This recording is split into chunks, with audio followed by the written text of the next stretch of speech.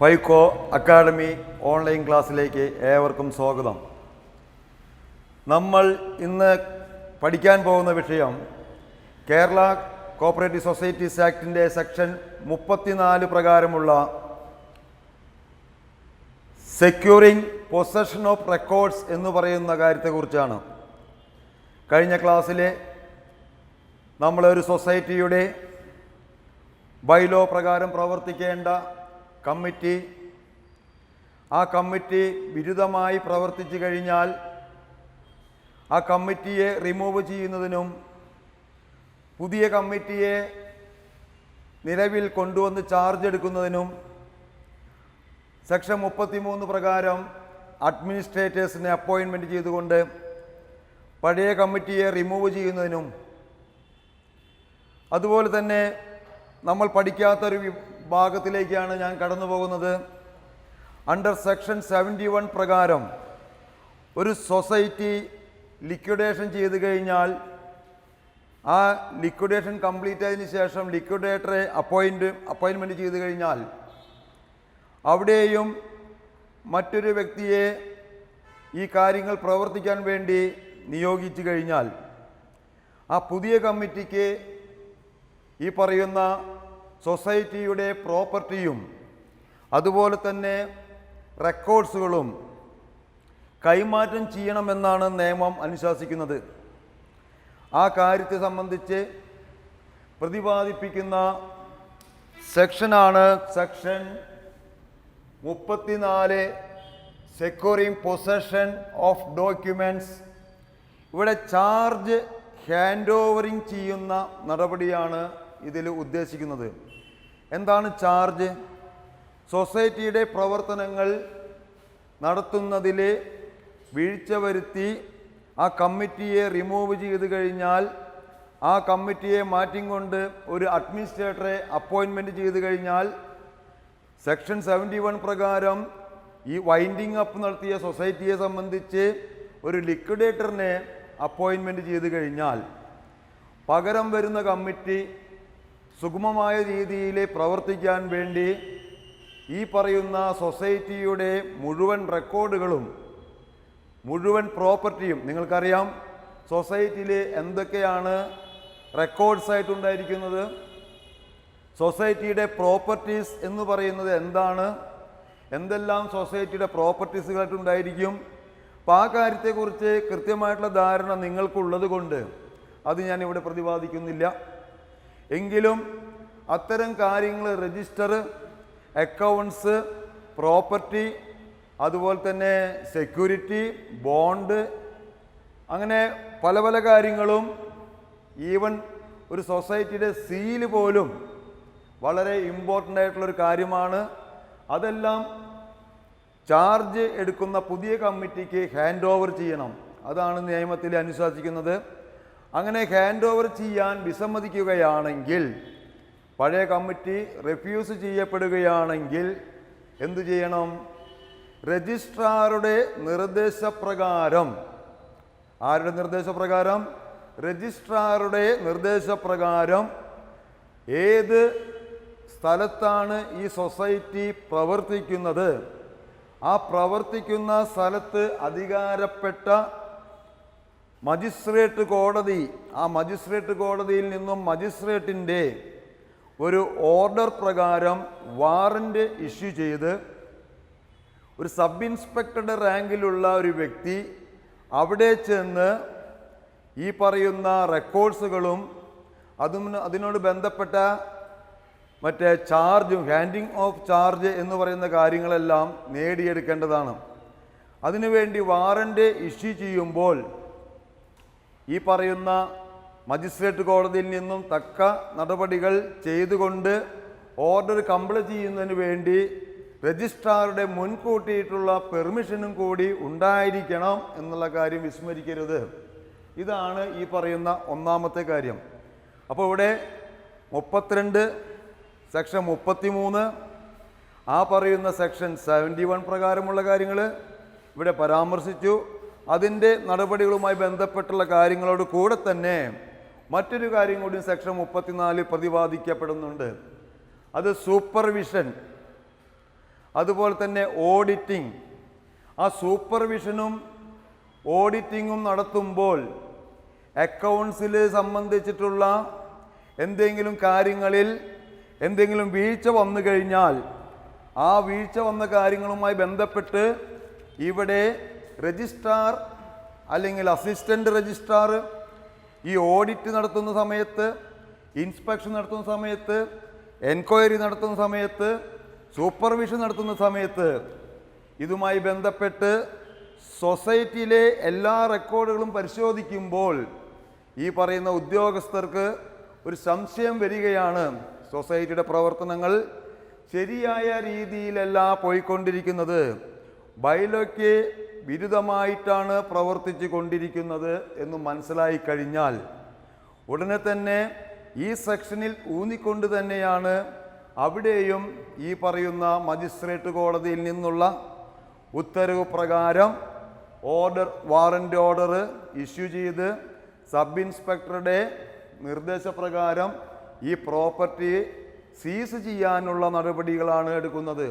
അപ്പോൾ ഈ പറയുന്ന നടപടിയിലേക്ക് മിസ്അപ്രോപ്രിയേഷൻ ചെയ്തിട്ടുണ്ടോ, ഡ്യൂട്ടിയിൽ നെഗ്ലിജൻസ് ഉണ്ടായിട്ടുണ്ടോ, അതുപോലെ തന്നെ എന്തെങ്കിലും പ്രൊസീഡിങ്സ് ചെയ്യുന്നതിൽ ഇറഗുലാരിറ്റി നടത്തിയിട്ടുണ്ടോ, അതുപോലെ അക്കൗണ്ട്സ് സൂക്ഷിക്കുന്നതിൽ വീഴ്ച വരുത്തിയിട്ടുണ്ടോ, എന്തെങ്കിലും ബുക്സിൽ ടാമ്പർ ചെയ്തിട്ടുണ്ടോ, എന്തെങ്കിലും ബുക്സിലുള്ള കാര്യങ്ങൾ നശിപ്പിക്കപ്പെട്ടിട്ടുണ്ടോ, destruction of property, destruction of documents അങ്ങനെ പ്രവർത്തിച്ചിട്ടുണ്ടോ എന്നുള്ള കാര്യം പരിശോധിക്കണമെങ്കിൽ ഈ ഉദ്യോഗസ്ഥർ വേണം.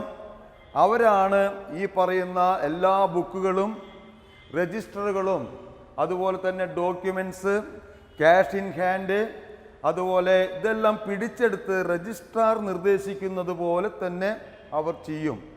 അപ്പോൾ രജിസ്ട്രാർ പിന്നെ അതിനുമായി ബന്ധപ്പെട്ടുള്ള കാര്യങ്ങൾ പിന്നീട് എന്തെങ്കിലും ഡയറക്ഷൻ കൊടുക്കും. പക്ഷേ തത്സമയം ഈ പിടിച്ചെടുക്കുന്ന സമയം ഇതുമായി ബന്ധപ്പെട്ട റെക്കോർഡ്സുകൾ കൈവശം എടുക്കുമ്പോൾ ഇൻവെൻ്ററി ലിസ്റ്റ് എന്ന് പറയുന്നൊരു കാര്യം, ഇൻവെൻ്ററി ലിസ്റ്റാണ് പ്രധാനമായിട്ടും അവർ എടുക്കേണ്ടത്. ഇൻവെൻ്ററി, ഈ ഇൻവെൻ്ററി ലിസ്റ്റ് പ്രകാരം എന്തെല്ലാം ബന്ദോബസ്തിൽ ഏറ്റെടുത്തു, ബന്ദോബസ്തിൽ പിടിച്ചെടുത്ത സാധനങ്ങൾ ഏറ്റെടുത്തു എന്നുള്ളത് സംബന്ധിച്ച് ഒരു ലിസ്റ്റ് തയ്യാറാക്കി അതിൻ്റെ ഒരു ഡ്യൂപ്ലിക്കേറ്റ് ആ ഓഫീസർക്ക്, സൊസൈറ്റിയിലുള്ള ഓഫീസർ അല്ലെങ്കിൽ സൊസൈറ്റിയുമായി ബന്ധപ്പെട്ടിട്ടുള്ള എംപ്ലോയീസ് അവരെ ഏൽപ്പിക്കും. പക്ഷേ ചില സമയത്ത് അവരോട് ചില ആളുകൾ ഒപ്പുവെക്കാൻ പറയുമ്പോൾ വിസമ്മതിച്ചു കഴിഞ്ഞാൽ അതുപ്രകാരം മറ്റൊരു കാര്യം കൂടി ചെയ്യണം. ഒപ്പുവെക്കാനായിട്ട് ഈ ഉദ്യോഗസ്ഥർ വിസമ്മതിച്ചു കഴിഞ്ഞാൽ ഉടനെ തന്നെ 2-3 ആളുകളെ സാക്ഷ്യപ്പെടുത്തിക്കൊണ്ട് ആ സാക്ഷികളുടെ സാന്നിധ്യത്തിൽ ഇപ്രകാരം ഇൻവെൻ്ററി ലിസ്റ്റ് തയ്യാറാക്കി ആ കോപ്പി കൊടുത്ത് അവർക്ക് കോപ്പി കൊടുത്ത് ബോധ്യപ്പെടുത്തി എന്നതിനെ സാക്ഷികളുടെ സാന്നിധ്യത്തിൽ ഈ കാര്യങ്ങൾ മുഴുവൻ ചെയ്യണം. സാക്ഷികൾ 2-3 ആളുകൾ ഉണ്ടായിരിക്കണം. ഇത്രയും കാര്യങ്ങളാണ് ഒരു securing of possession of document എന്ന് പറയുന്ന കാര്യത്തിൽ നമുക്ക് പഠിക്കാനുള്ളത്. ഇതുമായി ബന്ധപ്പെട്ട് റൂൾ 47 കംപ്ലൈൻറ്റ് ചെയ്യുന്നുണ്ട്. റൂൾ 47 കാര്യമായിട്ടുള്ള ഈ കാര്യത്തെ സംബന്ധിച്ചല്ല എങ്കിലും ഒരു പെയ്ഡ് എംപ്ലോയി അല്ലെങ്കിൽ അത് പെയ്ഡ് സെക്രട്ടറി എന്ന് വേണമെങ്കിൽ പറയാം. ആ പെയ്ഡ് സെക്രട്ടറിയുമായി ബന്ധപ്പെട്ട് അതുപോലെ തന്നെ ആ മാനേജർ എന്ത് ചെയ്യണം എന്നതുമായുള്ള കാര്യങ്ങളാണ് ആ പറയുന്ന റൂള് 47 പ്രതിപാദിക്കപ്പെടുന്നത്.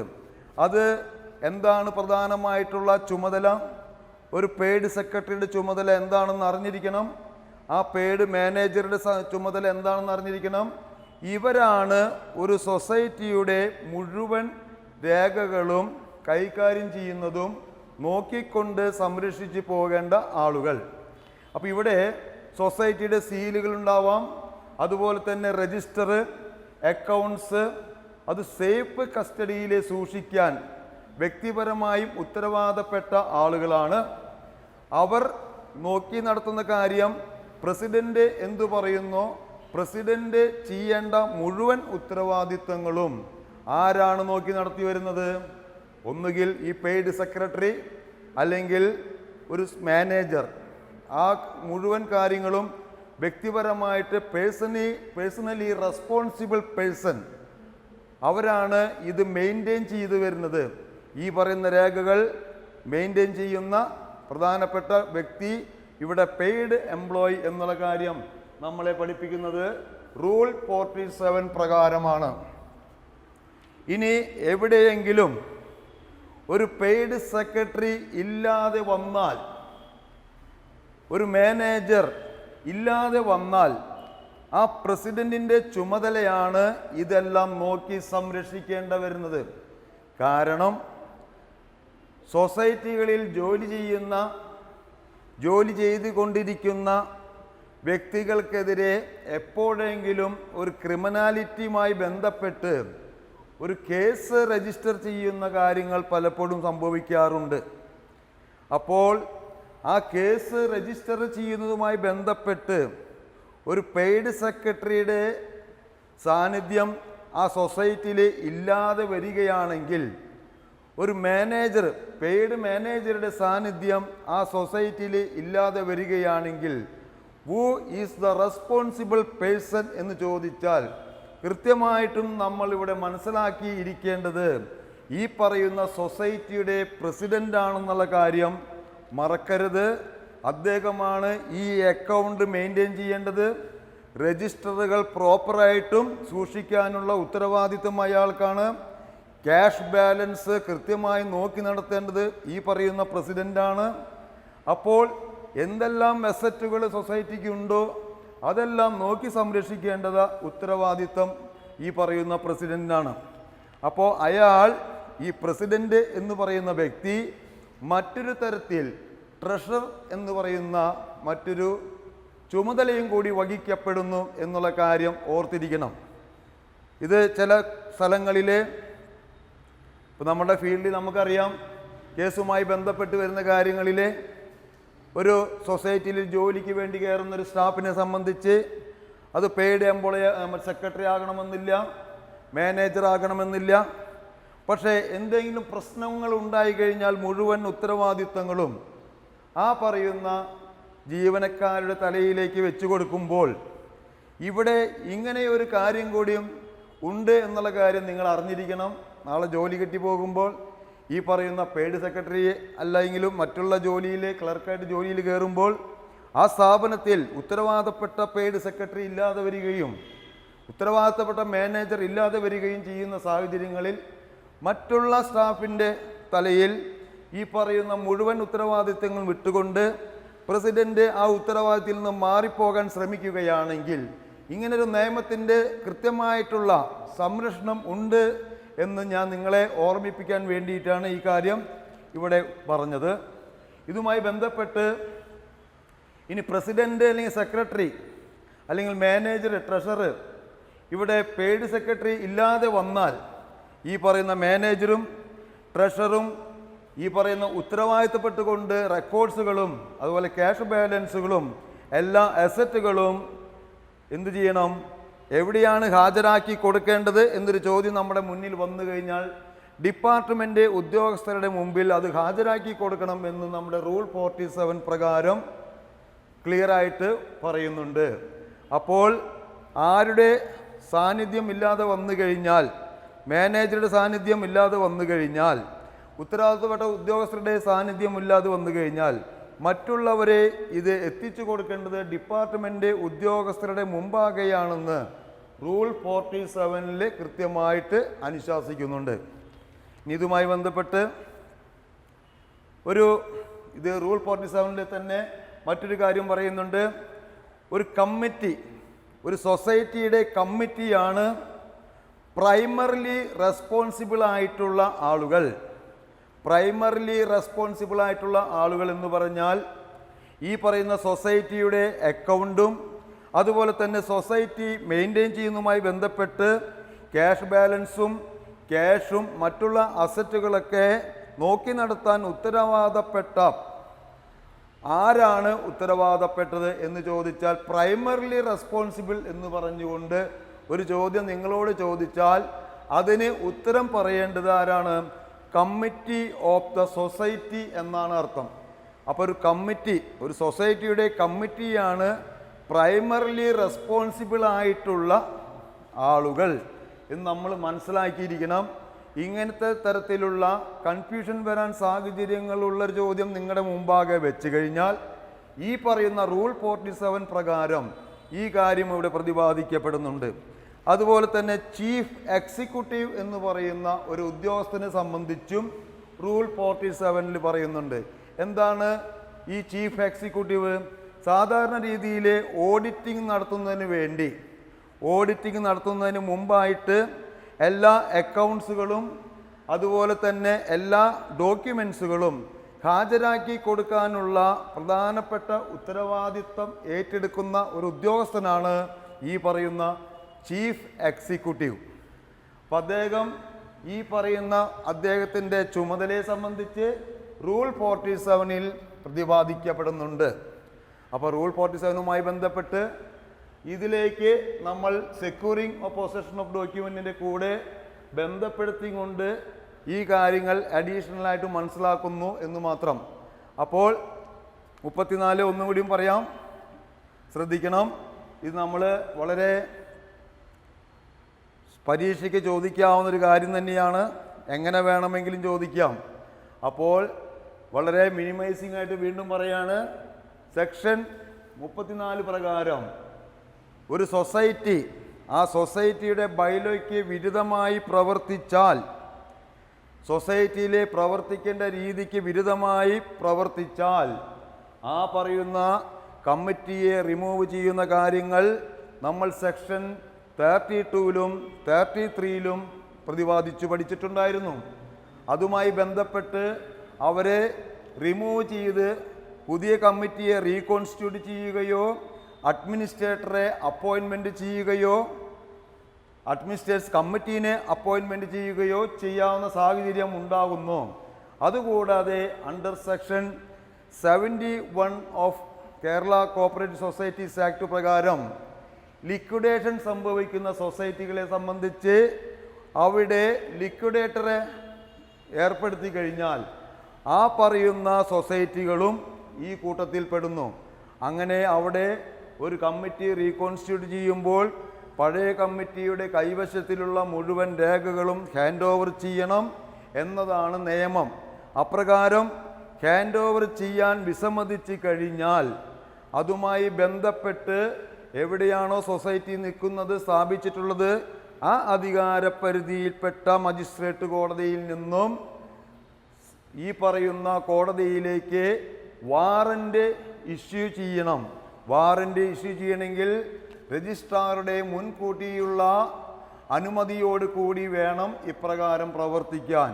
രജിസ്ട്രാറുടെ മുൻകൂട്ടിയുള്ള അനുമതി ഉണ്ടെങ്കിൽ മാത്രമാണ് വാറന്റ് ഇഷ്യൂ ചെയ്യുമ്പോൾ സബ് ഇൻസ്പെക്ടറുടെ റാങ്കിലുള്ള ഒരു ഉദ്യോഗസ്ഥനാണ് ഈ പറയുന്ന രേഖകൾ പിടിച്ചെടുക്കേണ്ടത്.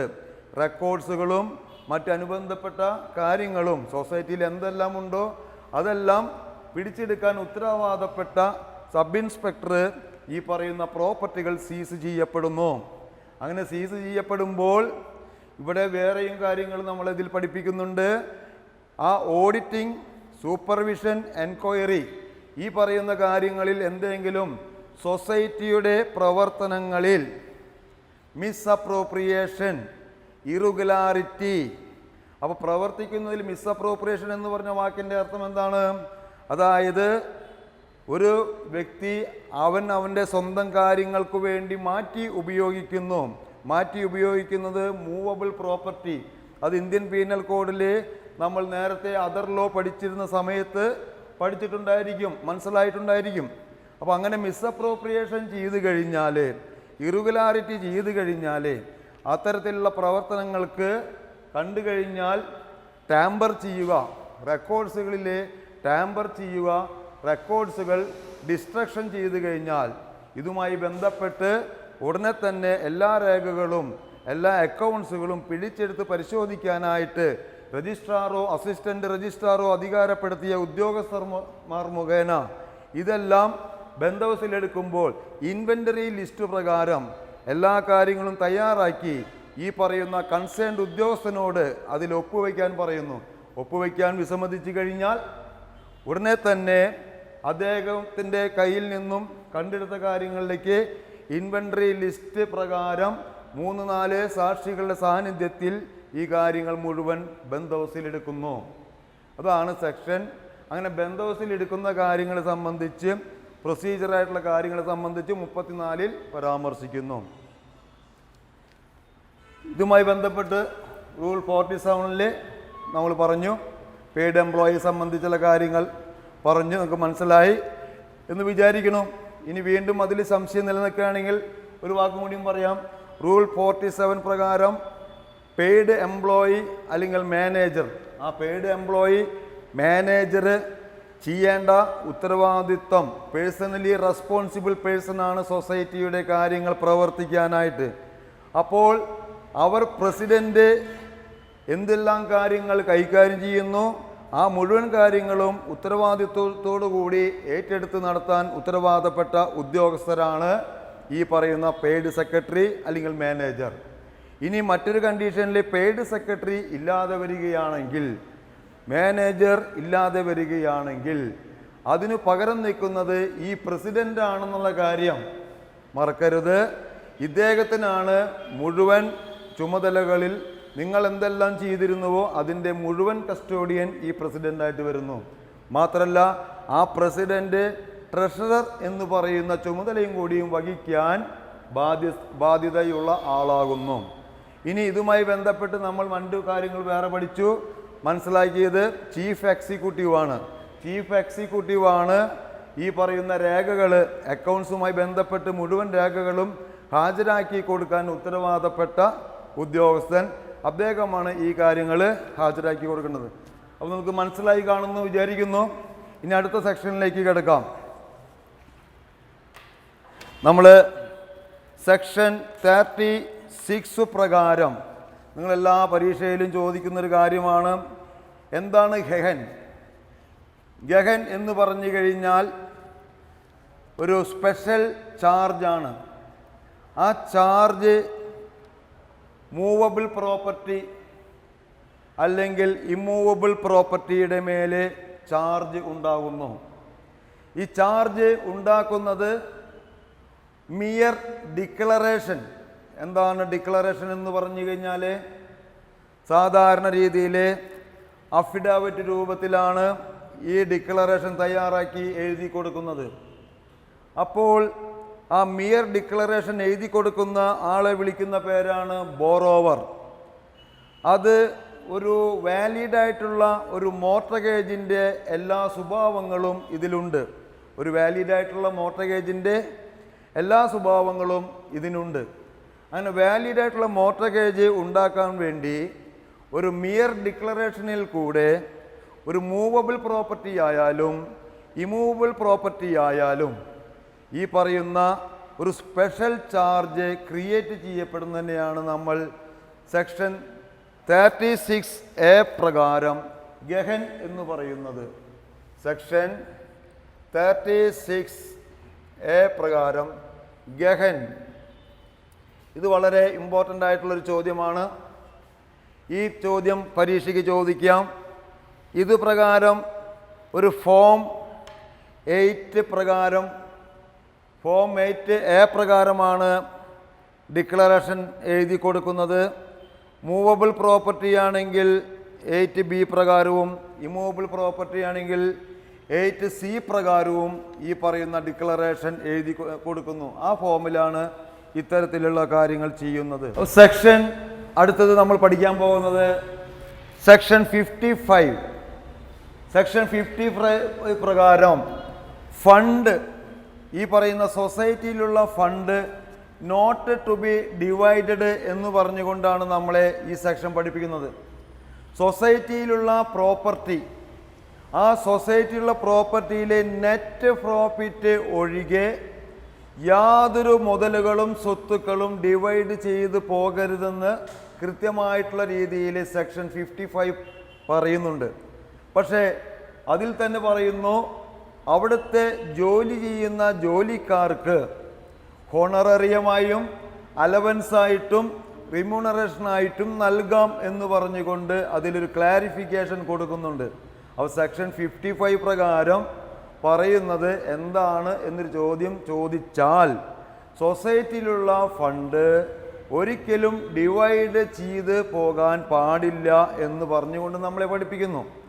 ഇത് പഠിപ്പിക്കാനായിട്ടുള്ള പ്രത്യേക കാരണം വളരെ ഇമ്പോർട്ടൻ്റ് ആയിട്ടുള്ള സെക്ഷൻ 56മായി ബന്ധപ്പെട്ട് ഈ പറയുന്ന കാര്യങ്ങളിൽ net profit can be divided. Net profit എങ്ങനെയൊക്കെ ഡിവൈഡ് ചെയ്യപ്പെടാം. ഇപ്പോൾ നമ്മളെ സംബന്ധിച്ച് ഒരു 100% നെറ്റ് പ്രോഫിറ്റ് ഉണ്ട് എന്ന് വിചാരിക്കുക. ഇതിൽ 1,00,000 രൂപയാണ് ഈ പറയുന്ന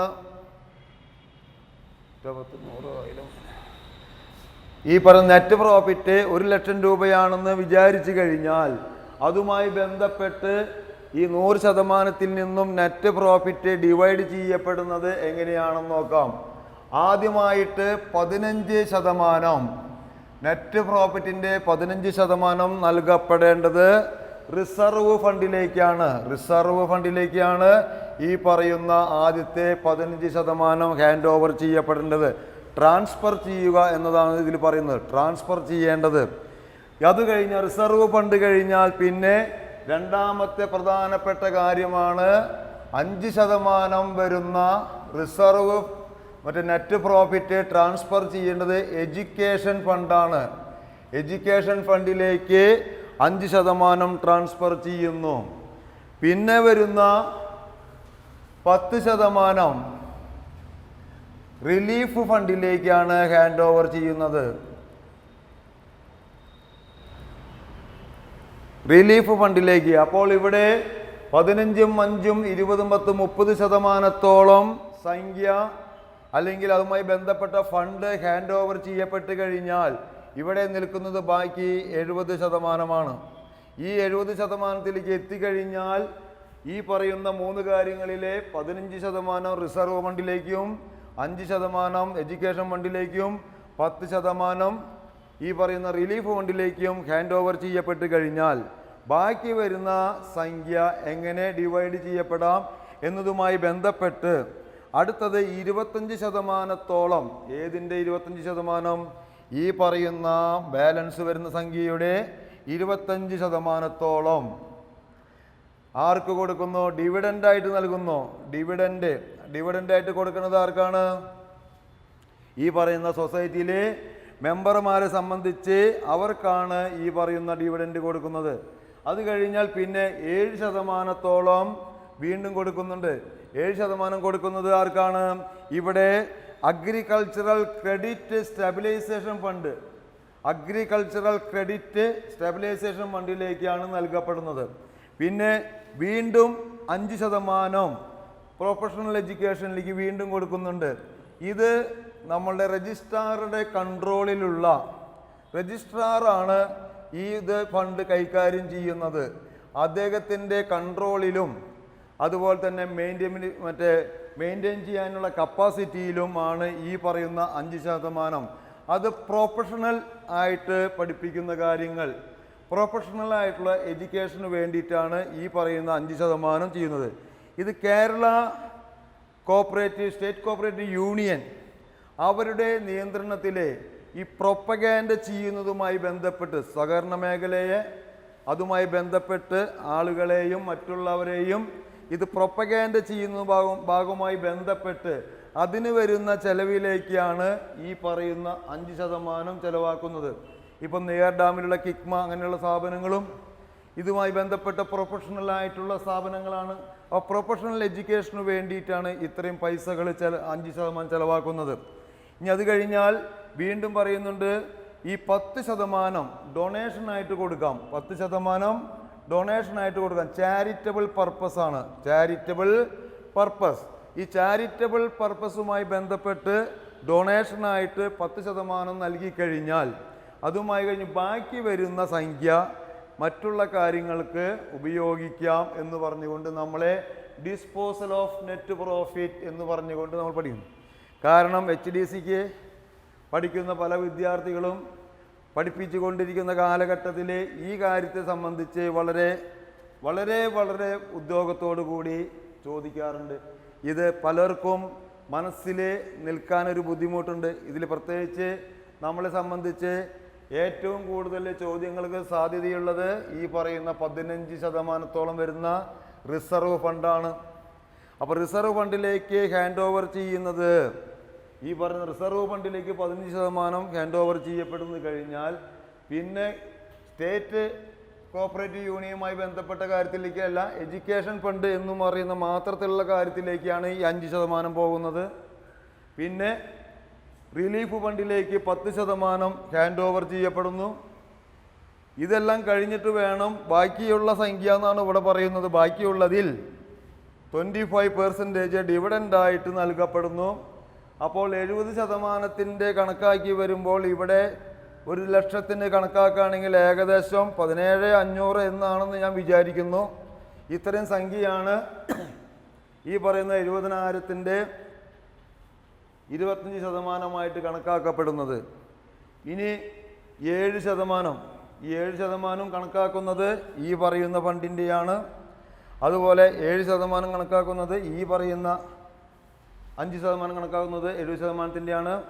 അതുപോലെ തന്നെ ഈ പറയുന്ന 10% കണക്കാക്കുന്നത് ബാക്കിയുള്ള ഇതിൽ നിന്നാണ്. അപ്പോൾ ഇതൊക്കെ ഡിവൈഡ് ചെയ്യപ്പെടുന്ന സംബന്ധിച്ച് കൃത്യമായിട്ടുള്ള രീതിയിൽ ക്ലിയർ കട്ടായിട്ട് കാര്യങ്ങൾ പറഞ്ഞിട്ടുണ്ട്.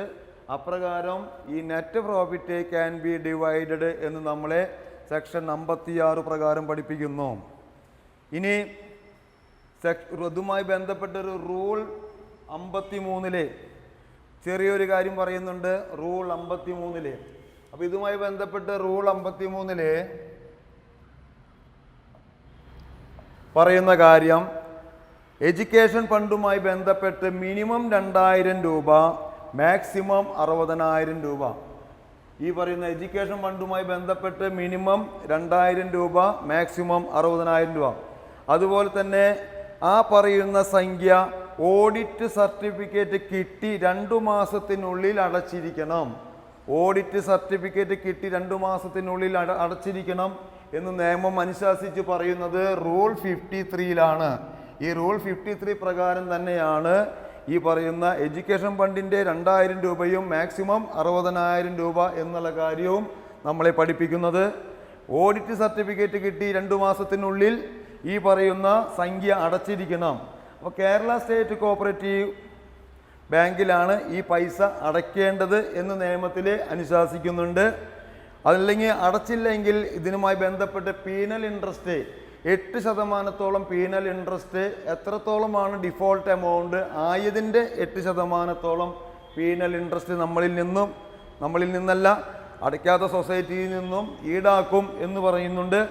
അതുപോലെ തന്നെ ഇതെല്ലാം മെയിൻറ്റെയിൻ ചെയ്യുന്നത്, എഡ്യൂക്കേഷൻ ഫണ്ട് മെയിൻറ്റെയിൻ ചെയ്യുന്നത് കേരള സ്റ്റേറ്റ് കോപ്പറേറ്റീവ് യൂണിയനാണ്. അവരുടെ പ്രൊപ്പഗാൻഡുമായി ബന്ധപ്പെട്ട് 5 അംഗ കമ്മിറ്റിയാണ് ഈ പ്രൊപ്പഗാൻഡ ചെയ്ത് നടത്തി വരുന്നത്. അതുപോലെ തന്നെ റിലീഫ് ഫണ്ടുമായി ബന്ധപ്പെട്ട് ഒരു വാചകം പറയുന്നുണ്ട്. റിലീഫ് ഫണ്ടിലേക്ക്, ഇതാണ് റിലീഫ് ഫണ്ട്, ഇതിൽ മാക്സിമം വരുന്ന സംഖ്യ 1,00,000 രൂപയാണെന്ന് നമ്മളെ പഠിപ്പിക്കുന്നു. അത് ഈ നിയമത്തിൽ പറയുന്ന ഒരു വാക്കാണ് 1,00,000, 1 10 100 1000 10,000 ലക്ഷം, 1,00,000 രൂപയോളം റിലീഫ് ഫണ്ടിലേക്ക് മാക്സിമം സംഖ്യ എന്ന് പറഞ്ഞുകൊണ്ട് നമ്മളെ റൂൾ 53 പഠിപ്പിക്കുന്നുണ്ട്. അപ്പോൾ അത് മനസ്സിലായി കാണും എന്ന് വിചാരിക്കുന്നു. അപ്പം ഞാൻ അടുത്തത് സെക്ഷൻ 35. എന്താണ് സെക്ഷൻ 35-ൽ പ്രതിപാദിക്കുന്നത്? അത്ര ഇമ്പോർട്ടൻ്റ് അല്ലെങ്കിലും ചോദ്യങ്ങൾ ചോദിക്കാൻ വേണമെങ്കിൽ ചോദിക്കാം. പക്ഷെ നമ്മളെ സംബന്ധിച്ച് അതൊരു ഒമിഷൻ വരണ്ട എന്ന് കരുതി പറയുന്നതാണ്. അതായത് first charge of society on certain assets എന്നാണ് നമ്മുടെ നിയമത്തിൽ അനുശാസിക്കുന്നത്. ഈ സൊസൈറ്റിയിൽ നിന്നും വായ്പ എടുത്തു വാങ്ങി ഉൽപ്പാദിപ്പിച്ച വിളവുകൾ, അതുപോലെ തന്നെ ഉൽപ്പന്നങ്ങൾ, അതുപോലെ തന്നെ ആ വായ്പ എടുത്തു വാങ്ങിയിട്ടുള്ള കാർഷികമായിട്ടുള്ള ഉപകരണങ്ങൾ, കന്നുകാലികൾ, ഇവയെല്ലാം ഇതിലെല്ലാം സൊസൈറ്റിക്ക് ഫസ്റ്റ് ചാർജ് ഉണ്ടെന്നാണ് നിയമം അനുശാസിക്കുന്നത്. ഫസ്റ്റ് ചാർജ് എന്നുള്ള വാക്കാണ് ഇമ്പോർട്ടൻ്റ്. ഈ പറയുന്ന കാര്യം സെക്ഷൻ 35 പ്രതിപാദിക്കുന്നു. ഈ ഫസ്റ്റ് ചാർജ് എന്ന് പറയുന്ന കാര്യവുമായി ബന്ധപ്പെട്ട് നമ്മൾ കന്നുകാലികൾ അല്ലെങ്കിൽ കാർഷികമായിട്ടുള്ള വിളവുകൾ, ഉൽപ്പന്നങ്ങൾ അത് അറ്റാച്ച്മെൻറ്റ് ചെയ്യാൻ പാടില്ല എന്ന് പറഞ്ഞുകൊണ്ട് സിവിൽ പ്രൊസീജിയർ കോഡ് നമ്മൾ നേരത്തെ പഠിച്ച സമയത്ത് ഈ properties are not liable to attachment എന്ന് പറഞ്ഞുകൊണ്ട് നമ്മളെ പഠിപ്പിക്കുന്നുണ്ട്. പക്ഷെ പലർക്കും ഈ പറയുന്ന ചാർജ് എന്ന് പറയുന്ന കാര്യങ്ങളും അറ്റാച്ച്മെൻറ്റ് എന്ന് പറയുന്ന കാര്യങ്ങളും രണ്ടും രണ്ടാണെന്നുള്ള കാര്യം ഇവിടെ മറന്നു പോകരുത്. അപ്പോൾ ഫസ്റ്റ് ചാർജ് എന്ന് പറഞ്ഞുകൊണ്ട് ഈ പറയുന്ന സൊസൈറ്റിയിൽ നിന്ന് വായ്പ വാങ്ങി നമ്മൾ എടുത്തിട്ടുള്ള വിളവുകൾ, അതുപോലെ തന്നെ ഉൽപ്പന്നങ്ങൾ, ഉപകരണങ്ങൾ, കന്നുകാലികൾ, ഇവയിൽ ഫസ്റ്റ് ചാർജ് കിട്ടിക്കഴിയുമ്പോൾ ഈ അറ്റാച്ച്മെൻറ്റ് എന്നുള്ള വാക്കിൻ്റെ അർത്ഥം കോടതിയിൽ നിന്നുള്ള പ്രൊസീജിയർ പ്രകാരം, ആ കോടതിയിൽ നിന്നുള്ള പ്രൊസീജിയർ പ്രകാരമാണ് ഇവിടെ അറ്റാച്ച്മെൻറ്റ് എന്നുള്ള വാക്ക് അല്ലെങ്കിൽ മലയാളത്തിൽ ജപ്തി എന്ന് പറയുന്ന വാക്ക് വരുന്നത്. പലരും തെറ്റിദ്ധരിക്കപ്പെടാറുണ്ട്. ഇതൊരു ഫസ്റ്റ് ചാർജ് മാത്രമാണ്. അവിടെ നമ്മൾ പഠിപ്പിച്ചത് കന്നുകാലികളെ അതുപോലെ ഉപകരണങ്ങൾ അറ്റാച്ച്മെൻറ്റ് ചെയ്യാൻ പാടില്ല എന്ന് പറഞ്ഞുകൊണ്ടാണ്. ഇത് കേൾക്കുമ്പോൾ പെട്ടെന്ന് തെറ്റിദ്ധരിക്കരുത്. ഇത് ഫസ്റ്റ് ചാർജ് ഉണ്ടാക്കാൻ സൊസൈറ്റിക്ക് അധികാരമുണ്ട് എന്ന് പറഞ്ഞുകൊണ്ട് സെക്ഷൻ 35 നമ്മളെ പഠിപ്പിക്കുന്നു. ഇതുമായി ബന്ധപ്പെട്ട് വീണ്ടും സെക്ഷൻ 36 ഉണ്ട്. ആ 36 പ്രകാരം കാര്യമായിട്ടുള്ള കാര്യമില്ല. ഇവിടെ ലാൻഡാണ് പ്രധാന ഘടകം. ലാൻഡ് എന്ന് പറയുന്നത് ഈ പറയുന്ന കൃഷിക്കാർ കൂടുതലുള്ള ഒരു സൊസൈറ്റിയാണെങ്കിൽ അതുമായി ബന്ധപ്പെട്ട സൊസൈറ്റിയിൽ നിന്നും എടുക്കുന്ന വായ്പ, ആ വായ്പയ്ക്ക് ഈടായി നൽകുന്നത് ഭൂമിയാണെങ്കിൽ ആ ഭൂമിയിൽ നിന്നും തിരിച്ച് റിക്കവറി എടുക്കാനുള്ള അധികാരം ഒരു ഡിക്ലറേഷൻ കൊടുത്തുകൊണ്ടാണ്. നമ്മൾ 36A പ്രകാരം ഗഹൻ എന്ന് പറയുന്ന വാക്ക് പഠിച്ചിട്ടുണ്ട്. ഈ പറയുന്ന ആ കാര്യങ്ങൾ പഠിക്കുന്നതുമായി ബന്ധപ്പെട്ട് ഇവിടെ 36 ഈ കാര്യങ്ങൾ പരാമർശിക്കുന്നു. ഈ 36 ഭൂമിയിലുള്ള ആ ചാർജ് പ്രകാരം ഒരു ഫോം അയച്ചു കൊടുക്കുന്നു. അത് രജിസ്ട്രാർക്ക്, സബ് രജിസ്ട്രാർ ഓഫീസിലേക്ക് അയച്ചു കൊടുക്കുമ്പോൾ അവരെ ഈ പറയുന്ന കാര്യങ്ങൾ നടപടി ചെയ്യാൻ വേണ്ടിയിട്ടാണ് ഇപ്രകാരം ഫോം അയച്ചു കൊടുക്കുന്നത്. അങ്ങനെ എന്തെങ്കിലും ആ ഫോം അയച്ചു കൊടുത്ത് ഒരു ചാർജ് വന്നിട്ടുണ്ടെങ്കിൽ ആ ചാർജ് ക്യാൻസൽ ചെയ്യണമെങ്കിൽ സൊസൈറ്റിയുടെ മുൻകൂട്ടിയിട്ടുള്ള അനുമതി ഉണ്ടായിരിക്കണം എന്ന് സെക്ഷൻ 36 പ്രകാരം നമ്മളെ പഠിപ്പിക്കുന്നു.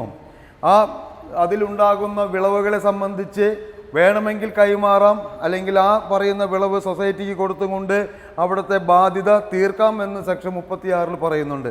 ഇനി സെക്ഷൻ 37 അത്രയും പ്രധാനപ്പെട്ട കാര്യമല്ലെങ്കിലും ചോദിച്ചാൽ നിങ്ങൾക്ക് ഇതിനെക്കുറിച്ച് എന്തെങ്കിലും ഒരു ധാരണ വരാനായിട്ട് ഇവിടെ സാലറി, ആ സാലറിയിൽ നിന്നുള്ള പൈസ പിടിക്കാനായിട്ട് സൊസൈറ്റിക്ക് അധികാരപ്പെടുത്തുന്ന സെക്ഷൻ ഏതാണ് എന്ന് ചോദിച്ചാൽ സെക്ഷൻ 37 ആണ്.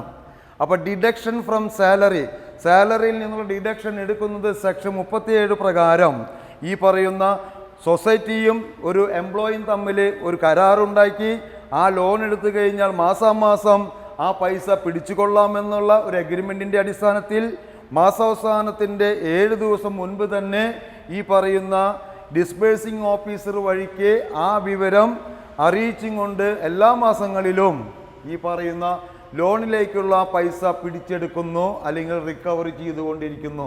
അതിനെ സംബന്ധിച്ച് സെക്ഷൻ 37 പ്രതിപാദിക്കപ്പെടുന്നത്. അപ്പോൾ ഈ പറയുന്ന കാര്യങ്ങൾ ഇതുമായി ബന്ധപ്പെട്ട് ഇവിടെ നമ്മളെ സംബന്ധിച്ച് 36A ഇതുമായി ബന്ധപ്പെട്ട് കൂട്ടിപ്പിടിച്ചുകൊണ്ട് നമ്മൾ പഠിച്ചു. ഗഹൻ എന്ന് പറയുന്നൊരു സ്പെഷ്യൽ ചാർജാണ്. ആ സ്പെഷ്യൽ ചാർജ് മൂവബിൾ പ്രോപ്പർട്ടിയിലും ഇമ്മൂവബിൾ പ്രോപ്പർട്ടിയിലും നടത്തപ്പെടുന്നു. മിയർ ഡിക്ലറേഷൻ, ഒരു ഡിക്ലറേഷൻ എഴുതി കൊടുക്കുന്നു. ആരാണ് എഴുതി കൊടുക്കുന്നത്? കടക്കാരനാണ്, കടമെടുത്ത ബോറോവറാണ് എഴുതി കൊടുക്കുന്നത്. അങ്ങനെ എഴുതി കൊടുക്കുമ്പോൾ അതുമായി ബന്ധപ്പെട്ട പേയ്മെൻറ്റ് നടത്തപ്പെട്ട് കഴിഞ്ഞാൽ, അഡ്വാൻസ് പേയ്മെൻറ്റോ ലോൺ സംഖ്യയോ കൊടുത്തു കഴിഞ്ഞാൽ അത് റിക്കവറി ചെയ്യുന്നതിന് ഭാഗമായിട്ട് ഫോം 8A ഡിക്ലറേഷൻ എഴുതി കൊടുക്കുന്നത്. ഫോം 8B ഇമ്മൂവബിൾ പ്രോപ്പർട്ടിയുമായി ബന്ധപ്പെട്ട കാര്യങ്ങൾ എഴുതി കൊടുക്കുന്നത്. ഫോം 8C മൂവബിൾ പ്രോപ്പർട്ടിയുമായി ബന്ധപ്പെട്ട കാര്യങ്ങൾ എഴുതി കൊടുക്കുന്നത്. അപ്പോൾ ഏത് ഫോമിലാണ് എഴുതി കൊടുക്കേണ്ടത് എന്നൊരു ചോദ്യം ചോദിച്ചാൽ അവിടെയും നമ്മൾ തെറ്റാതെ എഴുതാനായിട്ടാണ് ഇതോട് പറയുന്നത്. ഫോം നമ്പർ 8A പ്രകാരം ഡിക്ലറേഷൻ, അതുപോലെ ഫോം 8B പ്രകാരം ഇമ്മൂവബിൾ പ്രോപ്പർട്ടി സംബന്ധിച്ചുള്ള കാര്യങ്ങൾ എഴുതണം. ഫോം 8C പ്രകാരം മൂവബിൾ പ്രോപ്പർട്ടിയുമായി ബന്ധപ്പെട്ട കാര്യങ്ങൾ എഴുതി കൊടുക്കണം. ഈ മിയർ ഡിക്ലറേഷൻ എന്ന് പറഞ്ഞാൽ സത്യപ്രസ്താവന, സത്യവാങ്മൂലം, അതാണ് ഇവിടെ. അതിനെയാണ് ഇവിടെ ഗഹൻ എന്ന് പറഞ്ഞുകൊണ്ട് നമ്മളെ 36A പഠിപ്പിച്ചത്. ഇപ്പോൾ നമ്മൾ 36, 36A കൂടി കഴിഞ്ഞിരിക്കുന്നു. ഇനി അടുത്തത് 42 സെക്ഷൻ 42 പ്രകാരം സർക്കാരിൻ്റെ സഹായം നൽകപ്പെടുന്ന, സർക്കാർ കോപ്പറേറ്റീവ് സൊസൈറ്റികളിലേക്ക് സഹായം നൽകപ്പെടുന്നുണ്ട്. അപ്പോൾ സെക്ഷൻ 42 പ്രകാരം പ്രതിപാദിക്കുന്നത് direct partnership of government in society എന്നാണ് ഇതിൻ്റെ ചോദ്യം. ഇവിടെ ഗവൺമെൻറ് സൊസൈറ്റിയിലേക്ക് പണം നൽകപ്പെടുന്നു. ആ പണം സൊസൈറ്റിയിലേക്ക് നൽകപ്പെടുന്നതിനെ ഡയറക്റ്റായിട്ടുള്ള പാർട്ട്ണർഷിപ്പായിട്ട് കണക്കാക്കുന്നു. ഇതല്ലാതെ വേറൊന്നും ഈ സെക്ഷനിൽ പ്രതിപാദിക്കുന്നില്ല.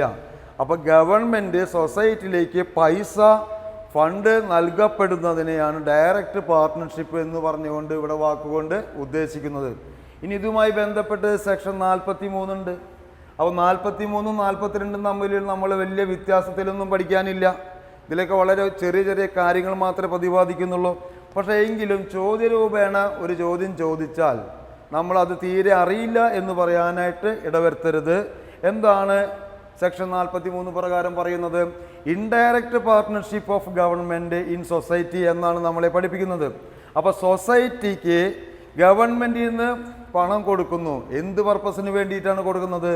മറ്റുള്ള സൊസൈറ്റികളിൽ നിന്നും ഷെയർ പർച്ചേസ് ചെയ്യാൻ വേണ്ടിയിട്ടാണ് ഈ പണം നൽകുന്നത്.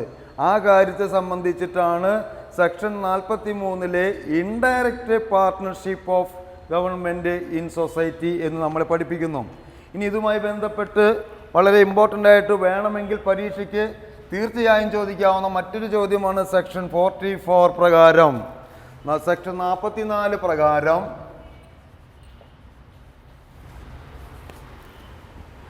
പ്രിൻസിപ്പൽ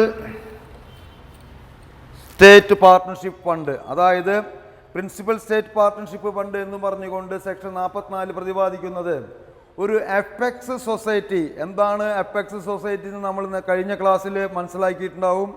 എന്താണ് സെൻട്രൽ സൊസൈറ്റി എന്നുള്ളത് കഴിഞ്ഞ ക്ലാസ്സിൽ മനസ്സിലാക്കിയിട്ടുണ്ടായിരിക്കും.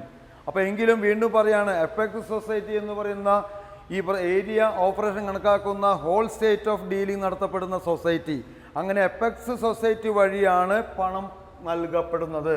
എഫെക്സ് സൊസൈറ്റി വഴി പണം ആർക്ക് നൽകപ്പെടുന്നു? അത് ഗവൺമെൻറ്റിൻ്റെ നിർദ്ദേശപ്രകാരം ഈ പറയുന്ന സെക്ഷൻ 43 കംപ്ലൈ ചെയ്യാൻ വേണ്ടിയിട്ടാണ് ഈ പണം നൽകുന്നത്. എന്താണ് സെക്ഷൻ 43 പഠിച്ചത്? സെക്ഷൻ 43 പ്രകാരം മറ്റുള്ള സൊസൈറ്റികളിൽ നിന്നും ഷെയർ പർച്ചേസ് ചെയ്യാൻ അധികാരപ്പെടുത്തിയ കാര്യമാണ് ഇൻഡയറക്റ്റായിട്ട് നമ്മൾ പഠിച്ചത്. ആ ഇൻഡയറക്റ്റായിട്ടുള്ള ഡീലിംഗ് ചെയ്യുന്നതിന് വേണ്ടി ഇപ്രകാരം പ്രിൻസിപ്പൽ സ്റ്റേറ്റ് പാർട്ട്ണർഷിപ്പ് ഫണ്ട് എന്ന് പറയുന്ന കാര്യത്തിലേക്ക് ഉത്തരം എഴുതുമ്പോൾ ആസ് പെർ 43 സെക്ഷൻ പ്രകാരം ഈ പറയുന്ന ഷെയർ പർച്ചേസ് ചെയ്യാൻ വേണ്ടി എഫെക്സ് സൊസൈറ്റിയാണ് ഫണ്ട് കൊടുക്കുന്നത്. ആ ഫണ്ട് കൊടുത്തു കഴിഞ്ഞാൽ ഷെയർ പർച്ചേസ് ചെയ്ത് കഴിഞ്ഞാൽ ഇങ്ങനെ അതിനെ എസ്റ്റാബ്ലിഷ് ചെയ്യുന്ന ഫണ്ടിനെയാണ് പ്രിൻസിപ്പൽ സ്റ്റേറ്റ് പാർട്ട്ണർഷിപ്പ് ഫണ്ട് എന്ന് പറയുന്നത്. അപ്പോൾ വളരെ വലിയ ബുദ്ധിമുട്ടൊന്നുമില്ല, വളരെ കൃത്യമായിട്ട് മനസ്സിലാക്കുകയാണെങ്കിൽ അതിനുള്ള ഉത്തരം നമുക്ക് എഴുതാൻ പറ്റും. ഇനി ഇതുമായി ബന്ധപ്പെട്ട് സെക്ഷൻ 45 ഇതുമായി ബന്ധപ്പെട്ട വേറൊരു കാര്യം കൂടിയുണ്ട്. സബ്സിഡിയറി സ്റ്റേറ്റ് പാർട്ട്ണർഷിപ്പ് ഫണ്ട് എന്നും പറഞ്ഞുകൊണ്ട് നമ്മളെ പഠിപ്പിക്കുന്നുണ്ട്. എന്താണ് സബ്സിഡിയറി? സെക്ഷൻ 45 ഇതൊക്കെ ചോദിച്ചാൽ നമ്മൾ കൺഫ്യൂസ്ഡ് ആയിരിക്കും. നമ്മൾ കൺഫ്യൂസ്ഡ് ആവാതിരിക്കാനാണ് ഇതിലുള്ള മെയിൻ പോയിന്റ് മാത്രം പറയുന്നത്. എന്താണ് സബ്സിഡിയറി സ്റ്റേറ്റ് പാർട്ട്ണർഷിപ്പ് എന്ന് പറഞ്ഞ് പഠിക്കുന്നത്? അപ്പോൾ ഇവിടെ പറയുന്നത് പ്രിൻസിപ്പൽ സ്റ്റേറ്റ് പാർട്ട്ണർഷിപ്പ് ഫണ്ടിൽ നിന്നും എഫെക്സ് സൊസൈറ്റി വഴി സെൻട്രൽ സൊസൈറ്റി എന്ന് പറഞ്ഞാൽ ജില്ലാ ബാങ്ക്, ഡിസ്ട്രിക്ട് കോപ്പറേറ്റീവ് ബാങ്ക് ആയിരുന്നു. ഇപ്പോൾ അത് മാറി കേരള സ്റ്റേറ്റ് കോപ്പറേറ്റീവ് ബാങ്കിലേക്ക് കേരള ബാങ്കായിട്ട് കൺവേർട്ട് ചെയ്യപ്പെട്ടിട്ടുണ്ട്. എങ്കിലും ഇത് നമ്മൾ നിയമത്തിൽ അറിഞ്ഞിരിക്കേണ്ട കാര്യമായതുകൊണ്ട് ഈ സെൻട്രൽ സൊസൈറ്റിയിലേക്കാണ് ആ ഫണ്ട് പ്രൊവൈഡ് ചെയ്യുന്നത്. ആ ഫണ്ടിനെയാണ് പ്രൊവൈഡ് ചെയ്യപ്പെടുന്ന ഫണ്ടിനെയാണ് സബ്സിഡിയറി പാർട്ട്ണർഷിപ്പ് ഫണ്ട് എന്നാണ് ഇവിടെ അനുമാനിക്കുന്നതും നമ്മൾ പഠിക്കുന്നതും. ഇതുമായി ബന്ധപ്പെട്ട് മറ്റുള്ള സൊസൈറ്റിയിൽ നിന്ന് ഷെയർ പർച്ചേസ് ചെയ്യാനുള്ള പർപ്പസിന് വേണ്ടിയിട്ടാണ് ഈ പണം ഉപയോഗിക്കുന്നത്. ഇതുമായി ബന്ധപ്പെട്ട് സെക്ഷൻ 46 ഇവിടെ പറയുന്നുണ്ട് അപ്രൂവൽ വേണം എന്നാണ് പറയുന്നത്. ആരുടെ അപ്രൂവൽ വേണം? ഗവൺമെൻറ്റിൻ്റെ അപ്രൂവൽ വേണം എന്ന് പറഞ്ഞുകൊണ്ടാണ് സെക്ഷൻ 46 പറയുന്നത്. Approval of government four purchase of share. ഇങ്ങനെ ഷെയർ പർച്ചേസ് ചെയ്യണമെങ്കിൽ ഗവൺമെൻറ്റിൻ്റെ അപ്രൂവൽ വേണം. ഓർക്കുക, ഗവൺമെൻറ്റിൻ്റെ അപ്രൂവൽ ഇല്ലാതെ ഷെയർ പർച്ചേസ് ചെയ്യാൻ പാടില്ല. സെക്ഷൻ 46 അപ്പോൾ ഓരോ സെക്ഷനും കൃത്യമായിട്ട് പഠിച്ചു വരുമ്പോൾ എന്താണ് സെക്ഷൻ 46 നമ്മളെ പഠിപ്പിക്കുന്നത്, ഇതുമായി ബന്ധപ്പെട്ട് ഒരു ഷോർട്ട് ആൻസർ അല്ലെങ്കിൽ ഫിൽ ഇൻ ദ ബ്ലാങ്ക്സ് എന്ന് ചോദിച്ചാൽ നമുക്ക് പറയാനായിട്ട് ചെറിയൊരു ഐഡിയയെങ്കിലും ഉണ്ടാവണം. അതുപ്രകാരം ഗവൺമെൻറ്റിൻ്റെ അപ്രൂവലാണ് ഈ കാര്യത്തെ സംബന്ധിച്ച് പറയുന്നത്. അപ്രകാരം ഗവൺമെൻറ്റിൻ്റെ അപ്രൂവൽ ഇല്ലാതെ ഷെയർ പർച്ചേസ് ചെയ്യാൻ പാടില്ല. ഇത്രയും കാര്യങ്ങളാണ് നമുക്ക് പ്രധാനമായിട്ടുള്ള കാര്യങ്ങൾ. അപ്പോൾ ഇത്രയും കാര്യങ്ങളെല്ലാം വിശകലനം ചെയ്തുകൊണ്ട് ഏത് സെക്ഷനിലുള്ള കാര്യങ്ങളും വളരെ ഇമ്പോർട്ടൻ്റ് ആണ്, വളരെ പരീക്ഷയ്ക്ക് ചോദിക്കാവുന്ന കാര്യങ്ങളായതുകൊണ്ടാണ് ഇത്തരം സെക്ഷനിൽ കൂടെ കടന്നു വന്നത്. Fiveco academy, first floor, PV complex, civil line road, west fort, Thrissur. Phone 9946 999 460, 9946 999 461.